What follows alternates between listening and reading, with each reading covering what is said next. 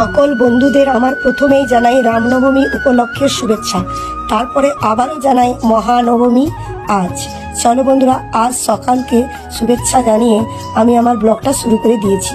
দেখো, সকাল সকাল স্নান সেরে একদম সাজুগুজু করে একদম বেরিয়ে পড়েছি আমার নিজের মাকে নিয়ে মন্দিরে পুজো দিতে।